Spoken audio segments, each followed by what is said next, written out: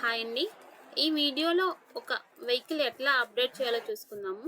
First application open చేద్దాము. Open చేశాక ఇక్కడ ట్రాన్స్‌పోర్ట్ అని కనిపిస్తుంది కదా మీకు. ఆ డ్రాప్ డౌన్ ఓపెన్ చేయాలి.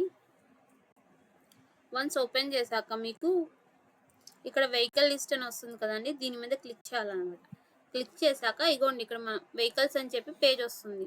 ఈ పేజ్‌లో ఏంటి అంటే మనం ప్రీవియస్‌గా క్రియేట్ చేసిన వెహికల్స్ అన్నీ ఉంటాయన్నమాట. సో మీరు ఏదైతే అప్డేట్ చేయాలనుకుంటున్నారో దాని మీద ఫస్ట్ అది సెలెక్ట్ చేసుకోవాలన్నమాట. వన్స్ సెలెక్ట్ చేసుకున్నాక దాని పక్కన 3 డాట్స్ కనిపిస్తున్నాయి కదండీ. దీని మీద క్లిక్ చేయాలి. ఇక్కడ వ్యూ డీటెయిల్ అని కనిపిస్తుంది కదా, దీని మీద క్లిక్ చేయాలన్నమాట. క్లిక్ చేయగానే మనం వెహికల్ డీటెయిల్స్ అని చెప్పి ఒక పేజ్‌కి నావిగేట్ అవుతాము. ఇక్కడ మీకు ఎడిట్ బటన్ కనిపిస్తుంది కదండీ, దీని మీద క్లిక్ చేయాలన్నమాట.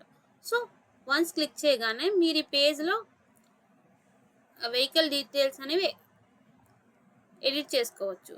చూడండి, నేను ఇక్కడ 3, 4, 5 ఉంది కదా, మోడల్ నేమ్ 1, 2 ఇస్తున్నా. అవైలబుల్ సీట్స్ కూడా మారుస్తున్నా, 8 ఇస్తున్నా.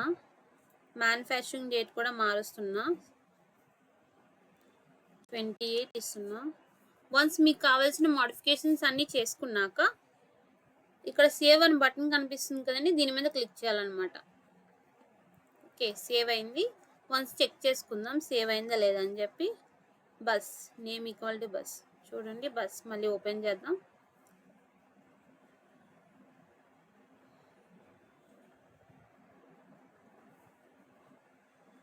చూడండి, ఇక్కడ మనకు డేట్ మారింది, 11/17. సీట్స్ మారాయి అండ్ మోడల్ నేమ్ మారింది, సీట్స్ మారాయి అండ్ డేట్ కూడా మారింది, మ్యానుఫ్యాక్చరింగ్ డేట్.